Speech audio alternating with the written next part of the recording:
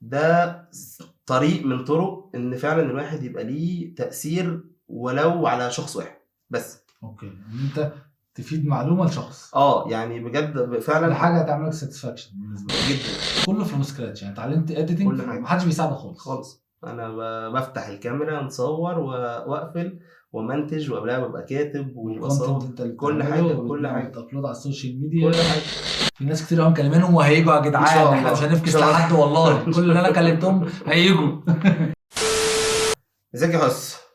ازيك يا مستر روب؟ اخبارك ايه؟ عامل ايه؟ الحمد لله. انت عارف هنتكلم فين النهارده؟ والله لا، يعني دي حقيقه يعني. هقول لك. قول لي.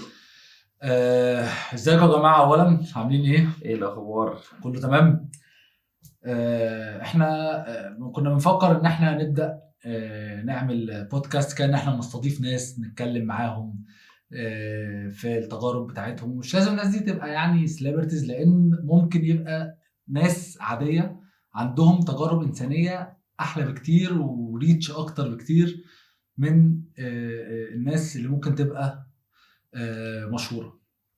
فقررنا النهارده اول حلقه، او مش اول حلقه، هي تجربه يعني، مش نقول اول حلقه. انت اللي قررت. انا قررت مع نفسي حالا. انا قررت حالا مع نفسي أوكي. دلوقتي واحنا بنصور ان هتبقى تجربه ان احنا هنستضيف يا جماعه اليوتيوبر احمد البكر. الله يخليك الله يخليك. لان الراجل ده يا جماعه عامل تشانل غير التشانل دي، كلام دي مش حقيقة. مهم. عامل تشانل جامده قوي اسمها احمد البكر، صح؟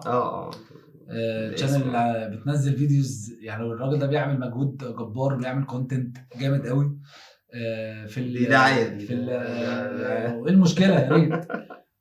في السيلف ديفلوبمنت وفي يعني فيديوهات فعلا مفيده وفعلا متعوب عليها. فهنتكلم كده وهندردش معاه النهارده. احنا كنا جبنا سيره المره اللي فاتت حاجه من الحاجات اللي اتكلمنا فيها، موضوع لغات الحب، 5 لغات الحب. كنت انت عامل لها فيديو لوحدها. كنت عامل لها فيديو. ما انا اصلا سرقت من الفيديو ده الافكار اللي احنا اتكلمنا فيها. اوكي في الحلقه اللي فاتت. تمام. فهنبدا كده ندردش معاه في حاجات بينا. عن التشانل، وممكن نخش في حاجات شخصيه كده خفيفه. هنشوف يعني. خش يا باشا براحتك. كلام كتاب مفتوح يودينا فين. انت اول مره حد يصادفك في حياته، صح؟ لو انا اعتبر دي استضافه يعني. دي حقيقه. بتحلم تطلع مع منى الشاذلي؟ لا والله ما بحلمش باي حاجه. عادي يعني. في الاخر الموضوع بسيط يعني. ايوه يعني الدنيا مش بجد، مش يعني مش بقى فكره الشهره والحاجات دي. لا ما بيشغلكش الموضوع ده بجد؟ والله بجد لا. يعني ممكن يشغلني فلوس بس مش يشغلنيش الشهره في حاجه. يعني بحس الشهره دايما بيبقى عليها او انا بحس العيوب بتاعت الشهره انا ممكن مش حاسس ان انا استحملها.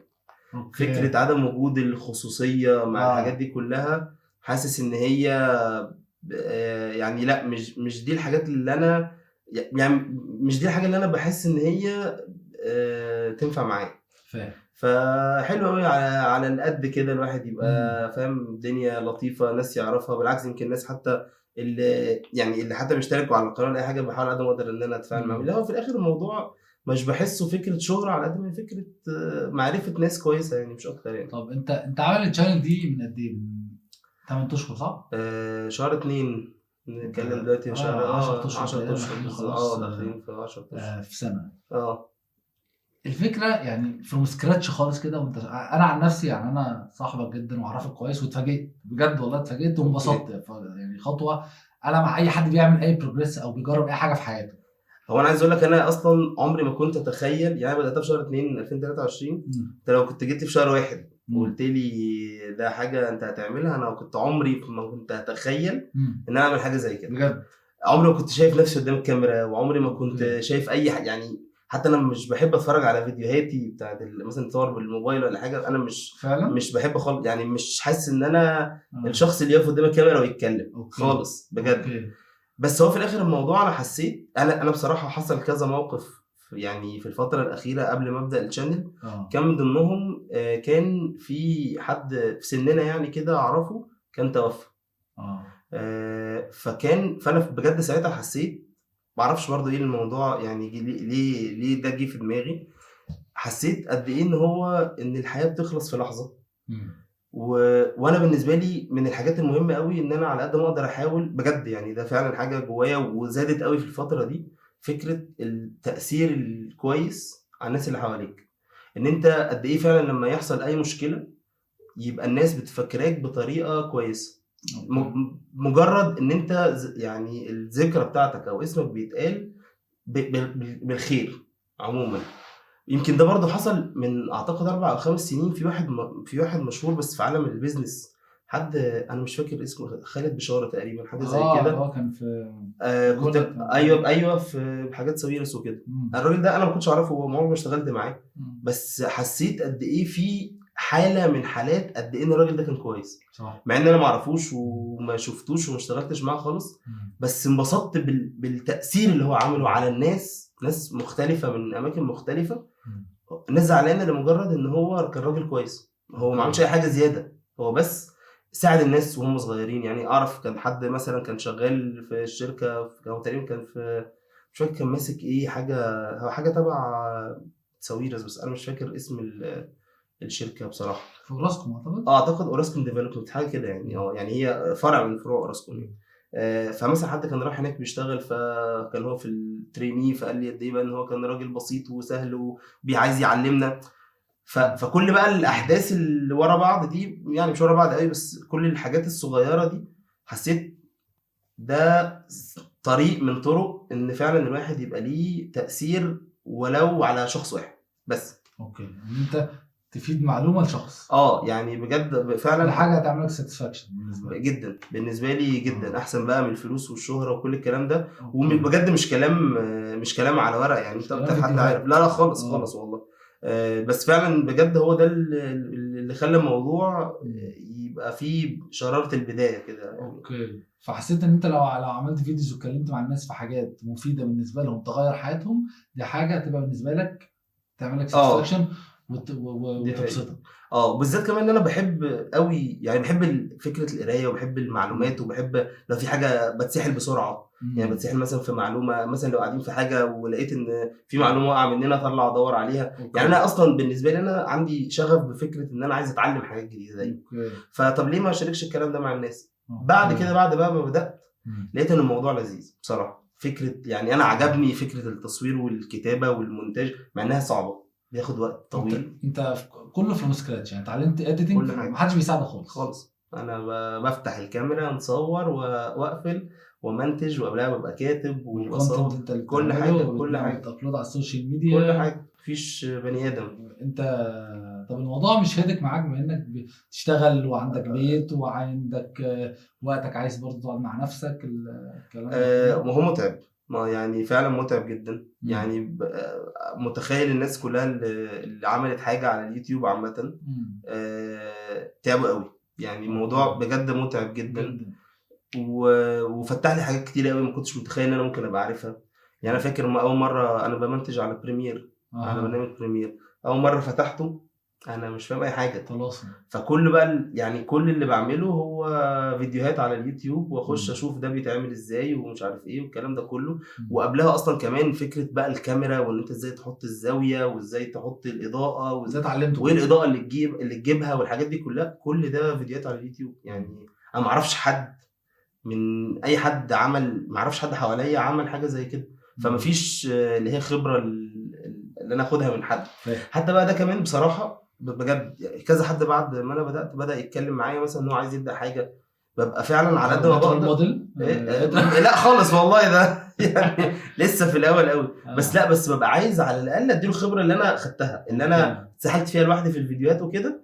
فبس مجرد ان انا يعني انا عارف معلوماتين ثلاثه. انت شجعتني ابقى معاك كمان. فوالله انا بصراحه انا فكره البودكاست عموما بقى دي من الافكار اللي بالنسبه لي من الاول وانا بحبها.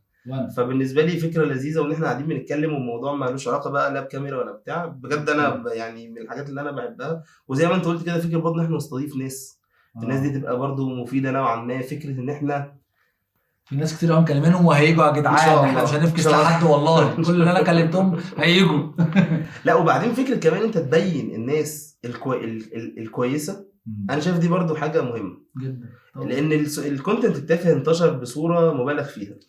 وللاسف هو ده اللي عليه الطلب. هو ده يعني. بس محتاج الناحيه الثانيه يبقى فيه بس بالانس يعني شويه يعني اي حد باي حاجه مفيده كده يعني بالظبط. فيبقى مجرد وجود البالانس ده انا شايف ان هو مهم. مش معنى كده ان الكونتنت تافه هيتلغي او يتشال، لا خالص عادي، ده حاجه طبيعيه ان الناس تفسد دماغها. بس يبقى في كده وكده، اللي عايز كده يلاقي واللي عايز كده يلاقي. بس الكونتنت الهادف او اللي هو في حاجه تستفيدها من الفيديو ده مش عليه الطلب الاولاني، او مش اول حاجه الناس بتدور عليها على السوشيال ميديا عامه. مليون في المية. فانت خلال ال10 شهور، او خلينا نسال السؤال بطريقه ثانيه احسن، انت من شهر 2 للنهارده حسيت ايه البروجريس اللي حصل لك شخصيا، وايه البروجريس اللي حصل في التشانل نفسها؟ شخصيا استفدت كتير قوي يعني. انا لما ببص دلوقتي على اول فيديو ونزلته، الناس بتسلم عليك في الشارع مثلا؟ لا لسه ما وصلتش لسه خالص. يعني احنا في القهوه كده مفيش حد لا ممكن انا اروح اسلم على الناس لا انا استفدت كتير. عايز اعمل الموضوع هزار والله. لا عادي يا باشا، عادي نهزر، مش مشكله. بروجرس فيا انا شخصيا حاجات كتير قوي. عجبني قوي فكره اصلا الكرييشن للحاجه، ان انت تبقى الموضوع مجرد فكره وحاسس بباشن فظيع. والله ده يعني ده حاجه انا فعلا حبيتهم. انا زي ما بقول لك، انا قلت لك بدات ليه، بس بعد ما بدات اكتشفت في حاجات كتيره جدا. واكتشفت مثلا حاجه انا عمري ما كنت متخيلها عن نفسي، فكره اللي هو انا واحد واقف قدام الكاميرا. يعني انا ما تخيلتش ان انا هعمل كده، وكنت دايما متخيل ان انا هبقى يعني مش عارف اتكلم، مش عارف اعبر، مش عارف اقول اللي جوايا. بس لقيت الموضوع مع الوقت بيتحسن. هسألك بقى سؤال في الحتة دي، عشان انا فعلا يعني بعد ما بدأت شوية كده حسيت بفكرة او حسيت بحاجة معينة. هسألك على الموضوع ده، قول لي كده رأيك فيه ايه. هل انت شايف اللي جاي اسال النهارده يا بقى واحد رايح جاي يعني مش يلا. مشكلة. هل شايف ان اي مهارة انا بصراحة اكتشفت او مقتنع ان اي حد ممكن يتعلم اي حاجة. هل توافقني الرأي ده؟ موافقك بنسبة يعني. ممكن اي حد يتعلم اي حاجة، بس لازم يبقى في حتة كده هو ممكن يعملها ولا لا اصلا. يعني هو شخصيته تعملها ولا لا. لو اتزنق واضطر يعملها وعملها لفترات طويلة، هل مش هو هيوصل ان هو يتعلم؟ يعني عايز اقول لك حاجة بجد، الى مدى معين هنفضل تشتغل عليه وممكن يبقى ده اخره. فممكن حد يبقى عنده الحتة دي مولودة فيه بالفطرة او موهبة اللي بنقول عليها، فلو اشتغل على نفسه 30% من اللي الشخص التاني عمله يسبقه. فاهم قصدي؟ يعني الفروق الفرديه بتفرق. هياخد وقت اطول. انا متفق معاك جدا ان هو هياخد وقت اطول، بس شايف ان هو هيوصل لنسبه مرضيه على الاقل. يعني انت دلوقتي انت راجل مثلا بتعرف تتكلم قدام الكاميرا وانا ما بعرفش خالص. لو انا قعدت ادرب نفسي اكتر منك بكتير، بس انت بتتدرب برضو، انا هيجي لي حته وهبقى ده اخري. انا حاسس كده. ماشي، ما هيبقى اخرك، بس اخرك ده هيبقى مرضي بالنسبه للطبيعي. يعني مثلا انا لو عندي موهبه هوصل لل 100%. تمام. انت ما عندكش موهبه بس عندك مجهود، هتوصل 85%. فمش حاسس ان ال 15% دي فرق. انا بحس ان الموضوع مجهود، وبالعكس انا مش هوصل ل 100% غير لما اعمل كمان مجهود. يعني الموهبه لوحدها مش كفايه. انا فاهم قصدك، بس هي طب الفروق الفرديه برضه هيبقى ليها عامل. ما هو هيبقى فارق، بس الفرق مش كبير زي ما انت متخيل. يعني لو انا عملت مجهود وعندي موهبه اكيد هوصل. يعني زي مثلا اقول لك زي مثلا في الكوره، ميسي عنده موهبه واجتهد فوصل بقى ميسي. في ناس كتير عندها موهبه وما اجتهدتش وما نعرفهاش. وفي ناس ما عندهاش موهبه اصلا واجتهدت وبقت برضو يعني في حتت عاليه. يعني ما مش فاكر لعيب معين مثلا. في لعيبه كتير ما عندهمش المهاره الفظيعه بس وصلوا بس عارفين ليفلز عاليه. بالظبط. فده اللي انا بقول لك عليه. ما وصلش يبقى ميسي بس وصل ان هو بيلعب في نادي بروفيشنالي بتاع. يعني وصل لحاجه معينه ممكن تبقى مرضيه بالنسبه له وبالنسبه للامكانيات. اوكي، بس احنا يعني لو احنا 10 تنفار جايين نلعب كوره ومستوياتنا الفرديه مختلفه، لو كله اتدرب، لو اللي مهارته اقل من التاني يتدرب اكتر هيوصل لنفس الليفل اللي هو فيه. يعني يوصل للتاني. انا حاسس كده. انت مقتنع بكده؟ انا مقتنع باي حد. يعني انا مقتنع فعلا ان اي حد. بدليل كمان يمكن اكتر حاجه جايه في دماغي دلوقتي، كنت مره شفت انترفيو لمحمد هنيدي وكان بيتكلم وقالوا له مثل حاجه اللي هو انا بتكسف. فانت تخيل واحد زي محمد هنيدي باللي بيعمله على الشاشه ده كله، هو من اكتر الكوميديانات اللي بيبذلوا اصلا مجهود في الكوميديا بتاعته. صح. يعني مش بس افيهات وكده، ارتجالي وافعال ويعني اللي هو كوميدي يعني كوميديان. ان هو بيتكسف، فده معناه ان هو اتدرب كتير عشان يعرف يطلع بالشخصيه دي، عشان يعرف يمثل. اتدرب بقى على كل شخصيه، عاش بقى في الشخصيه نفسها، ايا كان بقى الطرق بتاعته ما اعرفش هي ايه، بس ان هو يوصل للمرحله دي وهو اصلا بيتكسف. طب انت لو كنت شفته في الاول بيتكسف، هو عمره ما كان يقول ان هو ينفع يبقى ممثل. صح، فاهم. فهو لما كسر الحته اللي عنده دي واتدرب واشتغل على نفسه وعمل وصل بقى محمد هنيدي. انا بحس ان النقطه الفارقه في الحته دي هي الايمان بنفسك. يعني انت عندك كده قلبك جوه نفسك، انت حاسس انك ممكن تعمل كده، ممكن توصل لحاجه في الحاجه اللي انت عايز تعملها ولا لا. صح. فلو عندك ايمان بنفسك دي حاجه هتزقك شويه. ايوه طبعا متفق. لو انت يعني خلال 10 شهور مثلا لو فيديو مثلا جلى او وقع شويه في الفيوز او كده، بتحس ان بيجيب لك احباط شويه. اكيد يعني مش هقول لك عمرك فكرت انك توقف خلال 10 شهور؟ اوقف لا، بس كان بيجي لي فترات احباط كتيره وما كنتش ببقى عايز اللي هو يعني اشتغل كده اللي هو من غير نفس يعني مثلا يجي في الفيديو اللي بعده ما تلاقينيش مثلا ببذل نفس المجهود اللي ببذله مثلا في المونتاج، عشان هم خلاص ما هم مش ناس كتير اللي هتشوفه وعايز تخلص، فبيبقى برضو يعني ممكن دي تبقى فتره احباطات. لكن لما الاقي مثلا فيديو بعده جاب ارقام عاليه بتلاقي ان برضو خلي بالك انا لسه عشان جديد فمش متعود على المخمطه دي يعني بصراحه. لكن انا يعني متوقع بعد فتره خلاص هو فيديو جاب فهبتدي اشوف هو جاب ليه واشتغل على يعني اعمل زيه، ما جابش ليه واشتغل على ده. طب انت من محيط الاسره الصغيره دي اللي هي اسرتك بيتك حسيت بدعم ولا ممكن يقول لك يا عم فكك واقعد معانا؟ لا بصراحه وفر الفلوس دي للبيت، الكلام اللي هو ممكن يجي في دماغ اي حد يعني. بص هو كان في الاول يعني ما كانش ناس يعني مراتي ما كانتش فاهمه قوي الموضوع ماشي يعني ازاي يعني. طب وبعدين صراحه حاسه سبورتيف جدا بقى يعني هي كده سبورتيف بصراحه. بس هي كانت في الاول بس عندها فكره طب ايه اللي هيحصل بعد كده يعني وبعدين هو اليوتيوب ده ايه اخره ايه يعني وبتاع. بس لما بدات افهمها الموضوع اكتر وبدات اوريها الدنيا عامله ازاي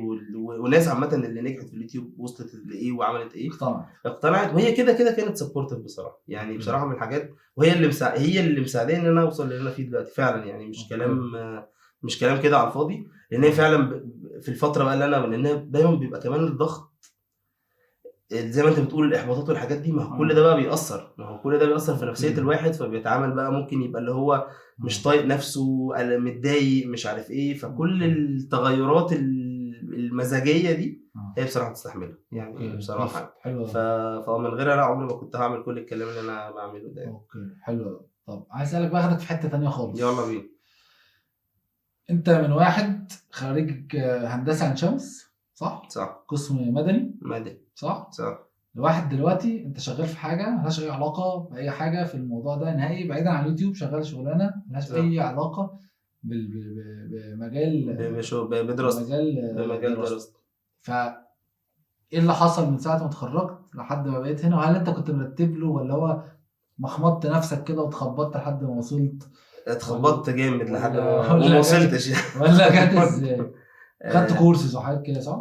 انا طول عمري في الدراسه كنت انا طالب مقبول يعني. انا طالب اللي هو ايه انا بعرف انجح ازاي من غير ما ابذل مجهود كبير.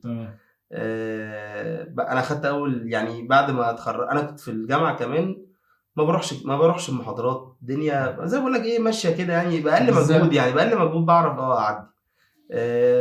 بس انا جيت بقى في اخر سنه حسيت طب وبعدين يعني وانا بعمل ايه الدنيا. طب لما دخلت حسيت انك مش حابب المجال ده يعني؟ لما اشتغلت فيه انا ما انبسطتش. انا يعني حسيت مش ده يعني مش ده اللي انا عندي شغف بيه. في ناس كتير بيبقوا حاسين احساس ده بس بيكملوا. يعني ايه اللي خلاك توقف وتشوف حاجه تانية فجاه؟ القرار ده خلي بالك مش سهل. ما هو انا برضو ما كانش برضو ان انا اوقف واخد حاجه تانية. ما هو انا وانا بشتغل خدت كورس في الجامعه الامريكيه كان ليه علاقه بالبروجكت مانجمنت. اوكي. وكان ساعتها الموضوع برضو بدات ان انا عايز ابقى في حته اداره المشاريع في هندسه في الكونستراكشن او في هندسه مدني عموما. فكنت واخد الكورس يساعدني جوه مجالي. حلو. بس لما خدت الكورس اكتشفت ان الموضوع اوسع بكتير جدا من اللي انا شايفه. ودي برضو حاجه عامه تبقى مهمه قوي تعرفها في اول ما تتخرج، ان انت تحاول تشوف حواليك الدنيا عامله ازاي. دايما بنتخرج من الجامعه انت شايف شغلانه واحده او كارير واحد، ما تبقاش شايف الدنيا بره عامله ازاي. لما الواحد بيبتدي ياخد خبره شويه بتشوف بقى الشغلانات وبتشوف الدنيا عامله ازاي والكلام ده. فلما بدات بقى اشوف الحاجات اللي حوالين بقى، وانا حابب جدا فكره اصلا البروجكت مانجمنت يعني، فحبيتها. ولما انا اللي خلاني اخد الكورس اللي انا بحبها، ولما خدت الكورس حبيتها اكتر، وبدات اشوف الفيلدز اكتر اللي موجوده. وبدات بقى قعدت لي مثلا 2-3 بتخبط بقى يعني. سبت بقى هندسه مدني، سبت بقى السايت اللي انا كنت شغال فيه، واشتغلت بقى في شويه ستارت ابس. وكان في برضو فتره كده ستارت ابس يعني مش احسن حاجه. وكنت دايما، وكانت في اول فتره، وكانت في الفتره دي كنت لسه متجوز اصلا يعني. انا اتجوزت بعد ما اتخرجت مثلا ب3 سنين مثلا. يعني لما انت اتجوزت كنت شغال في ستارت اب؟ والله كنت شغال كنت لسه شغال في ستارت اب. وكان اكتر فتره كان فيها اكتئاب بقى في حياتي. مرتب مش احسن حاجه، مرتب مش احسن حاجه، وما كنتش بعمل حاجه في الشغل. فدايما كنت كل شهر باجي انا قلقان ان انا ما اقبضش، يعني في عدم استابيليتي غير طبيعي وانا متجوز. ليه ما تقبضش؟ لان انا ما بعملش حاجه. لان كان الشغل يعني هو كان ساعتها الشغل بجد، كان الشغل ساعتها مش فاكر كنت المفروض اعمل ايه. كنت مثلا بنزل 2-3 في الاسبوع، وبقيه الاسبوع قاعد مفيش بروجرس بيحصل في الشغل. كان مدير اللي شغال مع انا كنت هي كانت شركه مولات، وبيعملوا زي سبسيدري كده شركه تانية منها، فما كانوش مركزين معاها اصلا، وسايبيني انا مسؤول بقى فيها اصلا. وشغال بقى. وكنت مش عارف بقى كوردينيت بقى بين يعني بين السبلايرز وبين مش عارف ايه. فكنت انا بعمل كل حاجه، وفي نفس الوقت هم مش مركزين، فما فيش اي ممكن بقى يقفل الشركه دي ايوه في ثانيه احنا مش جايبه همها، سلام عليكم. اوكي. فكل شهر بقى كان بيبقى عندي الاحساس ده. فنطيت من المركب. بصراحه اول ما جات لي فرصه كنت، لا كان فتره بصراحه انا قعدت فيها سنه. لا كانت سنه كئيبه. متجوز كمان صعب يعني انا اتجوزت مثلا بعد 4-5 شهور مره يعني مثلا يعني رحت لشركه يعني بعد ما خدت كورس البروجكت مانجمنت ده كم يعني عملت ايه عشان توصل انت شغال دلوقتي في فودافون يعني شركه كبيره؟ ما انا بقى بقول لك خبطت سنه. انا خدت الكورس، خبطت لي كده سنتين 3 تقريبا، او 2.5 يعني. بعدين بدات رحت بقى شركه من الشركات الكبيره اللي هي ليها علاقه بالبروجكت مانجمنت دي، اتعلمت منها كتير جدا، اللي هي جيزا سيستمز. بجد اتعلمت فيها. دي كانت بعدها كنت بدايه التراك، وكنت جاي من اكتئاب، او يعني جاي من ضلمه. فكنت داخل بقى انا عايز اثبت نفسي، انا عايز اشتغل يا جماعه، انا حطوني في فتره فاضه كمان، فاضه جدا، وعايز اشتغل بقى خلاص. انا اكتشفت ان انا لا انا عايز اشتغل، يعني خلاص بدا بقى الدنيا تجري، فانا لا انا مش مبسوط باللي انا فيه ده. فبدات بقى قعدت فيها فتره وتعلمت كتير جدا، وشفت بقى الدنيا اكتر، وشفت بقى الكوربريت لايف دي كان بالنسبه لي اول مره اشوفها، عالم جديد خالص. وتعرفت على ناس ولغايه دلوقتي اعرفهم يعني. الانفايرمنت نفسها كانت لطيفه. وبعدها بقى من هناك بدات بقى انطلقت على فودافون. كملت كورسز ولا هو لغايه دلوقتي طبعا ده بتاخد لغايه لازم والله العظيم لازم. انت حاليا بتاخد كورس؟ طب انت حاجه ثالثه بقى بتعملها جنب الشغل وجنب او جنب او رابعه بقى جنب كل حاجه. ما كل حاجه بقى بتيجي كده مع بالظبط. اوكي بتلاحق على الكورس ده؟ خلي بالك الحاجات دي بتبقى اللي هي سيلف بيس، اللي هي بتاخدها وقت يعني براحتك. اونلاين وبتاع ومش عارف. بس انا مطلوب كمان اصلا في الشغل نفسه مطلوب مني ان انا لازم في كل سنه بقفل عدد معين من الكورسات يعني أصلاً. لازم عشان اصلا بالذات في الحاجات اللي يعني شغال في حته ليها علاقه بالنتوركس وكده. الحاجات دي كلها محتاجه ان انت لازم تبقى ابديتد. والبروجكت مانجمنت نفسه انا مقتنع ان اي كارير انت لازم انت لو ما بقتش ابديت انت هتدفن. ما هو ده حاجه طبيعيه. فلازم تفضل طول الوقت بتحاول تشوف ايه الجديد، تتعلم حاجات جديده، بالذات كمان في الفتره اللي احنا فيها دي. يعني بجد الفتره دي يعني صعبه على كل حد، لان هو كل الشركات دلوقتي بتمشي ناس اصلا. فانت لو ما اثبتش نفسك. انت اصلا دخلت فودافون في عز الكورونا صح؟ في عز الكورونا. يعني كان بيهايروا عادي كانت الدنيا ماشيه يعني. كان بعد سنه مثلا من الكورونا كانت الدنيا ماشيه عادي. الشغل برضو فروم هوم بتاعه ده برضو ساعدني كتير في حته فروم هوم دي. اوكي. الوقت برضو اللي كان الواحد بيقضيه بقى في الطريق نفسه كان اتوفر. فالكلام ده استخدمتش واسطه خالص في كل السنين دي في اي حاجه؟ لا. تزقك في اي حاجه؟ لا مش لا يعني واسطه لا خالص. كله كان مع ان انت يعني سيبني بس اقول الحته دي ان انت مثلا والدك راجل تقيل في المقاولات وانا بدات معاه. وانت كنت ممكن اصلا تاخد طريق سنه تبقى معاه. ما انا بدات معاه، بس لقيت ان انا مش مبسوط بفكره ان انا اي حد بيشوفني انت ابن كذا. يعني عارف انت فكره ايه اللي انا عايش في جلباب ابي كده، فكانت نفسي ما حبيتش المجال غير النقطه دي انت. انا بصراحه انا ما انبسطتش خالص يعني. وهو كان ساعتها حتى بيقول لي وكمل معايا وانا عايزك وبتاع والكلام ده كله، قلت له انا مش مبسوط يعني، فعلا مش مبسوط ومش حاسس ان انا بفيد في اي اضافه بعملها، وحاسس ان اي حد هيجي مكاني لو هو حابب الموضوع هيبقى احسن مني، فهيفيدك انت اكتر ما انا هفيدك. فالسلام عليكم، انا هروح بقى اشوف اكل عيش في حته ثانيه. وهو برضه شغال مع نفسه. طيب عايز اسالك سؤال بتاع انس بوخش. قول كيف حالك؟ كيف حالك؟ الحمد لله. انا اكتشفت حاجه في موضوع انت عامل ايه دي، او السؤال انت عامل ايه. يعني انا مثلا لو انا لا يعني اصل الموقف ده اصلا حصل لي، يعني مش هحكي لك. انا مثلا دلوقتي وانت ماشي انت في النادي، احنا دلوقتي اتجوزنا خلينا النادي ده حاجه اساسيه في حياتي، فوارد انك في النادي، انا لما بروح كل ما اروح النادي بلاقي حد اعرفه يعني، فوقفت معاه سلمت عليه عامل ايه، فطبيعي هقول لك ايه الحمد لله كويس. طب افرض قال لك انا مش كويس، هتعمل ايه؟ هي ما حصلتش بس انا تخيلتها مره كده.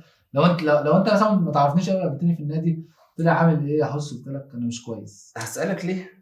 هتسالني ليه؟ ولا انت اصلا جاي تقول لي عامل ايه الحمد لله تمام عشان تمشي تكمل دنيتك؟ ما على حسب بقى العلاقه يعني، على حسب القرب الشخص ده. لو واحد انا بشوفه مره كل سنه وقال لي مش كويس اقول له معلش ما تزعلش يعني. صح، اقول له كده انا يعني القرب نفسه مش قريب لدرجه ان احنا نقعد ونرغي يبقى انا ورايا حاجه مثلا او بتاع. لا هي فكره ان انا بسال سؤال متوقع 99% اجابته تبقى عامله ازاي. صح. افرض الاجابه جت عكسه، هيبقى ايه رد فعلك؟ هل هتسيب دنيتك بقى وتسيب طب انت لو انت بقى هسالك سؤال بالعكس، انت لو مش كويس دلوقتي واحد جه انت ما بتشوفوش كتير وقال لك اعمل ايه، هل هيجي في دماغك تقول انت مش كويس؟ لا انا عن نفسي مش هقول كده، وما اعتقدش حد يقول كده.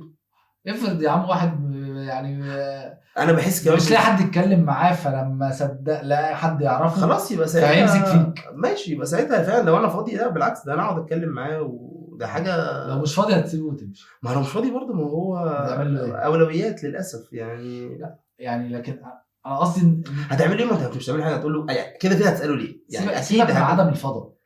لكن انت هل هتبقى انت جاهز نفسيا انك تتحمل ان واحد يصب عليك نيجاتيف انرجي ويحكي لك في مشاكل ويحكي لك في مصايب؟ ما انت برضه انا بحس ان انت اللي بتديله الفرصه. انا يعني ممكن اسالك ليه واقفل معاك الدنيا لو انا مش قادر استحمل ده دلوقتي، وممكن لو انا في مود معين وتمام وانا بحبك حتى لو مش قريبين، بس اللي هو ايه بنستلطف يعني الدنيا لطيفه ما بيننا، واستجدعت مثلا معايا مره مش عارف يعني فاهم، في عوامل كتيره قوي يعني وانا تمام هقول هسمع يعني. طب ليه لا يعني؟ ما هو في الاخر السمع ده مش هتبذل من مجهودك اي حاجه. طب انت عامه من الناس اللي بتسمع؟ نفسي اقول لك بس مش عارف بصراحه. يعني سيبك من صاحبك اللي في النادي، مراتك اختك اخوك واحد صاحبك قوي جه عايز يعني يحكي لك حاجه او عايز يتكلم معاك، هتبقى جود ليسنر ليه وتسمعه؟ لو جه يعني هو لو شخص جه وقال لي ان في مشكله هسمع يعني، لو هو جاي بالمشكله هسمع. لكن ممكن في الطبيعي ابقى بحاول اظبط موضوع السمع، بس لا مش هقول لك ان انا فيري جود ليسنر في الطبيعي يعني. هتقلبه؟ لا مش يعني لا مش هقلبه. انت بتتكلم كموقف معين هسمع يعني. لو واحد جه قال لي انا في عندي مشكله وعايز اخد رايك او عايز هسمع طبعا، واسمع واحاول على قد ما اقدر اساعد. لكن في الطبيعي خالص من غير بقى ما يبقى في مشاكل لا ممكن ما بقاش يعني. ممكن ابقى اللي هو بالنسبه لي برضه انا مش بحب الكلام الكتير، مش بحب الرغي الكتير، او مش بحب الرغي اللي ملوش لازمه. صح يعني في يعني في ناس بتحبه في ناس بتحبه لا في ناس بتحبه وفي ناس كتير بتحبه كمان. بس لو انت في مشكله هسمع يعني بصراحه يعني. لو احنا وصلنا لمرحله ان انت قلت لي ان انا عندي مشكله، فانت يعني اخترتني من وسط الناس اللي تعرفهم عشان تحكي لي المشكله دي، فواضح ان انا يا اما هفيدك بحاجه يا اما انت مستريح تتكلم معايا. ايا كانت الحاله هسمعك. فانت بتسمع؟ مش كل اوقات، ما بكدبش عليك يعني، مش كل اوقات ومش لكل الناس واوقات كتير ببقى انا عندي كده الفتره الاخيره رفض لاي نيجاتيف انرجي تصب عليا، ما اعرفش ليه. مع اني انا ممكن ابقى انا في وقت محتاج اتكلم مع حد، بس لا يعني مش هقدرش اقول لك انا جود ليسنر في الطبيعي، بس في موضوع المشاكل ده ما بقاش ليك خلق، ما بقاش لي طاقه. اوكي. انا طب انا هسألك سؤال بقى يا حس، انت من الناس اللي لو عندك مشكلة تتكلم؟ في الغالب لا، في الغالب هحلها مع نفسي بصراحه. مش سيبك من الحل، يعني خلينا نتكلم الاول. انت يعني في ناس بتستريح بالكلام، يعني في ناس بالنسبة لها الكلام بيريحها. فهل انت ممكن بغض النظر عن المشكله هتتحل ولا لا، يعني ممكن تيجي تحكي لي حاجه ما بقاش في ايدي حلها بس وما اقولكش حاجه مفيده، بس انت تبقى استريحت لمجرد ان انت اتكلمت؟ هل انت الشخص ده؟ لا صراحه. انا عندي مشكله ان انا اتعرى قدام حد، ان انا احكي مشكله، فالمشكله دي ممكن في وسط الكلام تلاقي كده نقطه ضعف عندي. انا عندي مشكله رهيبه. تعرف المشكله دي كانت عندي بس بحاول احلها. فكره الضعف عموما. انت ممكن تتعرى قدام مين؟ ممكن تتعرى اصلا قدام حد؟ تماما فكريا يعني انا فكريا مش ممكن تتعرى قدام حد جسديا؟ لا طبعا. فكريا يعني لا بحس ممكن مراتي بس فكريا فقط. يعني يعني هي الوحيده اللي شايفه كل الجوانب اللي في دماغي، لكن غير كده هبقى بدرجات طبعا على حسب الناس اللي اعرفها. يعني كل ما الشخص كان اقرب كل ما هيشوف اكتر جوانب فكريه يعني جوايا. بس لا ما اعتقدش ان ممكن ابقى حد يعني شايف كل حاجه. اصل خلي بالك من حاجه، انا مقتنع ان كل حد فينا جواه شويه حاجات مش حلوه. طب ليه اوري الناس الحاجات اللي مش حلوه؟ فما دام انا عارف ان هي مش حلوه وبحاول حتى لو بيني وبين نفسي ان انا اعالجها، فمش صح. انت ممكن تعتذر؟ جدا انا بعتذر، ما عنديش اي مشكله في الاعتذار خالص. يعني ما عندكش خالص، لو غلطت اعتذر عادي جدا. مش بتحس ان هو تقليل منك خالص؟ هو... لا خالص خالص. انا بالنسبه لي بصراحه الاعتذار والشكر دي حاجه دول بحسهم فيهم شويه ادب واحترام يعني. بالظبط. والاعتذار كمان. الاعتذار جدا. انا عندي بجد لو غلطان في حاجه ما عنديش اي مشكله خالص ان انا اعتذر. دي مش حاجه بس برضو خلي بالك لو مشكله في النص وتختلف على الشخص اللي قدامي وقد ايه بقى ان احنا ما هو يعني انا لو غلطان هعتذر. بس افرض بقى احنا في النقطه مش عارفين مين اللي غلطان بالظبط او مين اللي غلطان الاول، او فممكن يبقى في شويه بقى ساعتها شويه كبر على شويه عند على شويه الحاجات الوحشه دي. الحاجات دي عندك؟ لو اللي قدامي حسسني ان هو لا انا كده مش غلطان وانت اللي غلطان، وانا شايف ان هو يعني ما عنديش مشكله ان انا اعترف ان انا غلطان بس انت غلطان معايا. يعني اللي هو لو وراني ان لا انت كده انت بس اللي غلطان يعني هسخف بصراحه. لكن لو الدنيا سهله، انا بحب الدنيا سهله يعني، ما بحبش التعقيدات عامه. زي ما انا شايف ان انا غلطان وانا شايفك غلطان في حاجه معينه، ماشي الدنيا معايا. طب انت ممكن تواجه؟ تقدر تواجه في موقف محتاج انك تواجه؟ انا للاسف عندي مشكله في الموضوع ده. لما باجي في مرحله بلاقي ان الموضوع في مواجهه وانا اقدر اخلع منها تخلع خالص للاسف. يعني غير لو اتزنقت يعني، بس بس لو في فرصه ان انا ما واجهش مش هواجه. ودي مشكله عندي بصراحه، دي انا عارف ان دي مشكله. شوف ايه يعني ضعف مثلا؟ انا بالنسبه لي بتبقى تريح دماغ، بس هي اكيد فيها جزء ضعف يعني 100% اكيد فيها جزء ضعف. ودي بقى مشكله تانية كانت عندي وبحاول ان انا يعني فكره الضعف دي بالنسبه لي برضه انا عمري كنت احب ان انا اقول مثلا ان انا عندي نقطه ضعف معينه. بس مؤخرا بدات احس طب ما احنا كلنا عندنا نقطه ضعف يعني، بجد مش كلام يعني. حتى من الحاجات اللي قريتها مؤخرا فكره المشاعر دي حاجه مهمه يعني. وانا كنت اول واحد ضد المشاعر يعني، ولو اي حد قريب مني هيبقى عارف ان انا مش جو. انا مش بحب المشاعر اللي هي مش بحب التلزيق، مش شخص حساس خالص. انا ابعد ما اكون عن ان انا اكون شخص حساس. بس مؤخرا بدات احس ايه المشكله لما يبان يعني، ايه المشكله لما اقول ان انا عندي نقطه ضعف معينه او انا ضعيف في حته معينه؟ ايه اللي هيجرى؟ هل الناس هتشوفني مش يعني نظرتها هتقل ليهم؟ مش حاسس. ممكن الناس تستغل ده او تعايرك بده او اي حاجه، يبقى ما يستاهلوش يبقوا في حياتي. لو هيعايرني يبقى كده ما يستاهلش يبقى في حياتي. لو هيستغل ده بقى انا المفروض ان انا ذكي كفايه ان انا ما اخليش حد يستغل ده. اوكي. يعني في ناس وحشه اكيد، بس انا مقتنع ان اللي حواليا المفروض مش وحشين، صحابي واهلي والناس دي كلها، وانا مش هوري نقطه ضعف الناس ما اعرفهاش يعني. فاهم. بس انت في تعاملاتك الحياتيه بتدي وش معين غير وشك الحقيقي؟ 100% طبعا. اكيد انا مقتنع بكده، مقتنع كل حد ليه كذا وش. كذا وش مش وشين حق. مش عدد. ما هي مش اقنعه، مش فكره الاقنعه برضو، مش عايزين نخش في حته ان لا انا مش اقنعه، لا بس هي جوانب شخصيه. انا مقتنع ان كل شخص ليه جوانب شخصيه، بدليل ان انت لما تقابل ناس جديده هتلاقي فيه جزء في شخصيتك ظهر جديد. هل دي توافقني الحته دي؟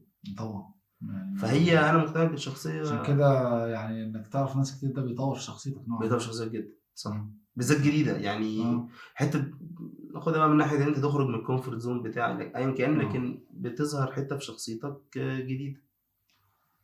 لكن انت دلوقتي لو انت مع ناس مش عارفهم قوي، ممكن تبقى على سجيتك ولا هتبدأ تبقى ماسك نفسك شوية؟ على حسب الموقف وعلى حسب المكان. لو احنا في حاجة فورمال هبقى ماسك نفسي عشان منظري. لو في رحلة بتاع الكلام ده لا بالعكس، احب ان انا ابقى افك خالص يعني. لكن يعني مثلا انت ممكن تبقى مع ناس مش عارفهم قوي، حتى لو انتوا في موقف يعني ترفيهي او حاجة، بس برضه ما تضحكش كتير مش عارف ايه عشان هبتك ما تروحش لا لا لا لا لا مش ما اعتقدش مع قدام الناس دي. يعني الناس تحبش مثلا تاخد الناس عليك قوي، تحب دايما حاطط حدود معينه. حاطط حدود للناس اللي بس مش معاك. حاطط حدود. انا مقتنع ان انا حاطط حدود للناس اللي ما اعرفهاش. مقتنع يعني مش سهل ان حد يتدخل في حياتي خالص، مش سهل خالص يعني. بس في نفس الوقت ما هو انا ممكن ابقى لذيذ على قد القعده، مش لازم عشان ابقى لذيذ تيجي تسهر معايا بالليل يعني. يعني ممكن على قد القعده اللي احنا قاعدينها وتبقى قعده لطيفه وبتاع وخلاص وقفلنا. من الشخص اللي انت مستحيل تتعرى قدامه، لازم مستحيل لازم تفضل بوش كده قدامه، عشان مش شرط شخص معين، لكن الشخص اللي عامل ازاي يعني.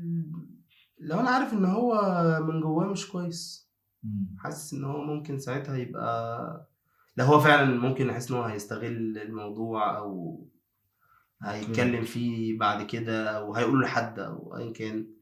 فاكيد ده الشخص ده هبقى عامل حسابي ان انا هبقى واخد بالي كويس قوي من اللي انا بقوله وبعمله قدامه الكلام ده كله. اوكي طيب اسالك اخر سؤال نقفل بيه. انت قلت لي في الاول خالص انا عايز، انا فكره ان انا جات لي موضوع اليوتيوب ده عشان اسيب بصمه او برنت لحد. صح. انت النهارده يعني الموت علينا حق، لو انت النهارده بعد الشر عليك يا عم بس مش موجود، تفتكر الناس ممكن تقول عليك ايه؟ عمرك فكرت في الموضوع ده؟ انا لو مت النهارده الناس هتقول عليا ايه؟ عمرك فكرت جت في دماغك اصلا؟ ما فكرتش ان هم يقولوا عليا ايه، بس فكرت هل انا هيفتكروك ازاي يعني؟ لا بصراحه ما فكرتش في الموضوع قبل كده، بس يعني ممكن لا يعني مش عارف. ما بجد سؤال صعب، مرعب. سؤال صعب قوي فعلا. ازاي انا ممكن اقول لك انت كنت تتمنى يقولوا عليك ايه فهتقول لي الحاجات دي طبيعي، لكن لا ان هم فعلا هيقولوا ايه. انت النهارده لو حصل هيقولوا ايه عليك؟ في جمله كنت لسه سامعها قريب، حتى بتكلم مع آية فيها، قلت لها بكتبوها على قبري he died trying.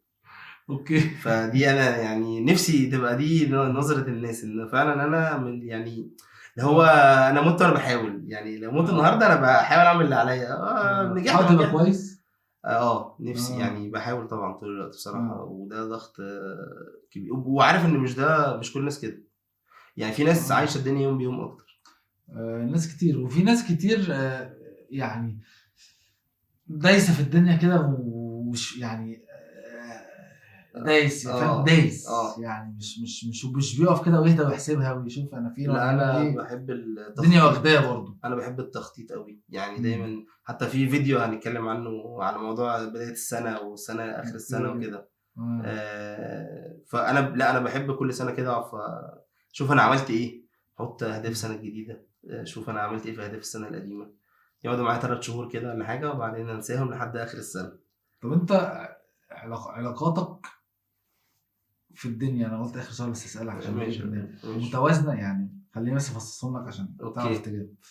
علاقتك مع نفسك، علاقتك مع ربنا، علاقتك مع الدايرة القريبة، بيتك وأهلك، والدتك والدك اخواتك، العلاقات دي متوازنة ولا أنت في حد جاي على حد، أو في حاجات منسية شوية، أو في أو أنت راضي عنهم يعني؟ لا مش راضي خالص، مش راضي يعني يمكن مش راضي على حاجة ولا حاجة. بالذات في العلاقات، لأن الدنيا بتاخد الواحد بصراحة جامد بصراحة، يعني أبقى صريح جدا. وفي حاجات بتسقط وفي حاجات بتروح وبحاول ان انا الحقها. يمكن يعني هنرتبهم دايما، بحاول قد ما اقدر علاقتي بربنا تبقى في احسن حاجة. بس هل عامل اللي عليها ولا لا؟ اكيد في احسن مليون في المية. علاقتي مع نفسي يعني مدي نفسك حقها، بتبسطها، ما بتقصوش عليها؟ لا خالص، لا يعني ممكن العكس تماما. يعني انا شخص دايما بتلوم نفسك جدا للاسف. دي حاجه مش كويسه، انا عارف. كل يعني دايما ببقى عندي فكره ان في احسن. ان وحتى لما اعمل حاجه كويسه او اعمل حاجه انا شايف ان هي بروجرس كويس، بفكر في اللي بعده اكتر ما بحتفل باللي انا عملته. فدي بتخلي برضو الموضوع فيه ستريس دايما زيادة عن اللزوم، وده حاجة مش كويسة يعني. علاقتي بقى بالناس اللي حواليا، مع أهلي وصحابي وكده، يعني مع بيتك مثلا، مع عيالك. علاقتي مع عيالي كويسة، يعني راضي عنها الحمد لله. علاقتي واضح دي البرايورتي، دي الحاجة الوحيدة انت راضي عنها. دي حقيقة. ما هو برضه خلي بالك انت، ما هي بتبقى فترات للأسف يعني. ما هو انا مش عارف اعمل كل حاجة في نفس الوقت، ومفيش حد يعرف يعمل كل حاجة في نفس الوقت. فان انت تبقى بتعمل حاجة بتركز فيها وتحاول على قد ما تقدر الحاجات التانية ما تقعش، ولما الحاجة اللي انت بتعملها دي تمسك نفسها شوية فتروح تبتدي. يعني انا بحس ان الموضوع دايما بيبقى شوية وشوية، يعني بتركز على حاجة وهتلاقي حاجات وقعت، فتركز على الحاجات اللي وقعت، فتلاقي اللي انت كنت مركز عليها وقعت، وهكذا. يعني ما هو اصل هو في الاخر 24 ساعة، هتعمل ايه ولا ايه يعني؟ ما هو للأسف دي حاجة من الحاجات. علاقتك بأهلك ومراتك؟ علاقتي بمراتي كويسة الحمد لله، راضي عنها. انا بتكلم من الجانب بتاعك. من الجانب بتاعي. ما انا بتكلم من نفسي. راضي عنها والدنيا تمام؟ راضي عنها. ما شاء الله ما شاء الله، الحمد لله. بس علاقتي بقى بأهلي وصحابي يعني بحاول تبقى كويسة، بس برضو في أحسن. بس لو عملت الأحسن هاجي على حاجات تانية. يعني لو أنا حاولت على قد ما أقدر إن أنا أبقى متواجد على طول، هاجي على حاجات تانية أنا بعملها. ممكن أبقى شايف إن الحاجات التانية دي دلوقتي أنا لو عملتها هبقى، وهم والناس مبسوطة، أو يعني مش متضايقين. مش واصلين لمرحلة إن إحنا متضايقين.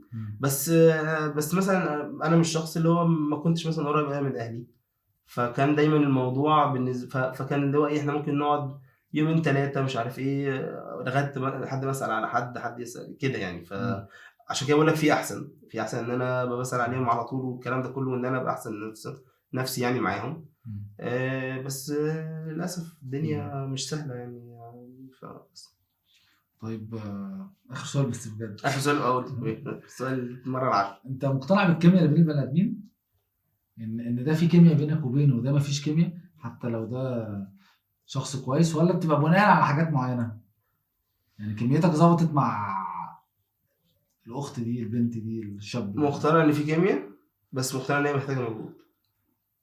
الكيمياء هتخلي الموضوع بدايته كويس، بس محتاجة مجهود من الناحيتين، ان هم يعرفوا، كل شخص يعرف. انا مش بكلمك على العلاقات على فكرة، انا فاهم. حتى الصحاب يعني حتى في الشغل مثلا، اي حاجة مين يبقى قريب منك، مين هو طبيعي كل ما هو كل شخص تقعد تتكلم معاه في البريك، لكن مين عمرك ما تقرب منه كده يعني. ما هو محتاج برضه مجهود. محتاج مجهود ان انت تبقى عارف الشخص اللي فعلا. ما هو احنا دلوقتي صحاب. انت دلوقتي لو في حاجة معينة مش بتحبها وانا عارف ده وبعملها، ما مش هنبقى صحاب يعني. ما ايه اللي هيجبرك ان انت تفضل عارف شخص بيضايقك او بيعمل حاجة انت مش بتحبها؟ طب ايه الحاجة اللي بالنسبة لك فاصلة كده، لو في الشخص اللي قدامك مش عايز تعرفه، مش عايز تبقى قريب منه يا سيدي، مش تعرفه يعني؟ النفاق عموما يعني. حسيت ان الشخص ده متلون، مش تبقى فعلا مش بيقفلك، مش هبقى مستريح، مش هبقى بيقفلك، مستريح خالص. يعني احس ان ما هو اللي انت بتعمله هتعمله عليا في يوم من الايام، فمش هبقى مبسوط، يعني مش هبقى مرتاح. ان هو مثلا بيتكلم على حد من صحابك وحش، ولما جه بدأ يظبط. وفي ناس بقى بتشوفها نفاق. يعني كل ده والشخص بقى اللي يعني بيبقى عنده يعني مش بقى جوانب شخصيه، بيبقى عنده فعلا كذا شخصيه، اللي هو في ناس مثلا اعرفهم بيتغيروا ايه مثلا مع وجود البنات عامه. فده بالنسبه لي انا حاجه غير مفهومه، يعني ليه يعني حاجه كمان تحس مراهق قوي يعني خلاص، يعني الموضوع عدى كبرنا على الكلام ده. بس في ناس كده هو حتى هم كبار ومتجوزين ومخلفين وكده، دي حقيقه، بيبقوا كده برضه. دي حقيقه، وفعلا ما بفهمش طب ليه. يعني هل انت لما تعمل كده هي هتعجب بيك مثلا؟ يعني مش فاهم. لا بيبقى عايز يرسم شخصيه كده معينه يعني قدامهم، عشان الحاجات دي ما ببلعهاش. هي فعلا ما بتبلعش. يعني بالنسبه لي برضو كده. وايه الحاجه اللي شفتها في الشخص قدامك وحسيت بيها تمام جدا معاك، حاجه مهمه يعني، حاجه تخليك عايز تقرب منه؟ انه يبقى سهل. يعني كان في حديث عن الرسول صلى الله عليه وسلم، كان انا اللي هو مش فاكره بالظبط عشان ما اغلطش فيه. كل انسان هو فعلا على النار كل انسان. بالظبط. فبحس ان السهوله دي حاجه ميزه حلوه قوي، ان انت تبقى سهل فليكسبل، ما تعقدش الدنيا. الموضوع بجد الدنيا مش مستاهله، يعني الواحد فيه اللي مكفيه. ولما الواحد بيعرف ناس جديده وبيعرف صحابه، الدنيا عايزه تمشي يعني. يعني نهاف فن مع بعض، فمش ناقصك. صح. تمام، انا خلصت كل حاجه. عايز تسالني يعني الحلقه الجايه بقى ماشي ناخدها العكس. ربنا يستر. خلي بالك هحضر لك شويه اسئله. النهارده انبسطت بالاسئله والله، كانت جميله. حلوه، كانت جميله فعلا. الحمد لله. اتمنى كده انتوا كمان تكونوا انبسطتوا. طولنا شويه بس كانت حلوه عامه. بوكل صاحبي، بس انا في حاجات النهارده في الحلقه دي اكتشفتها ما كنتش اعرفها عنه بجد يعني، فالموضوع كان لذيذ قوي. اتمنى نفضل صحاب بعد ما نخلص. لا تمام جدا. يلا ماشي، يلا نشوفكم فيديو جديد. سلام.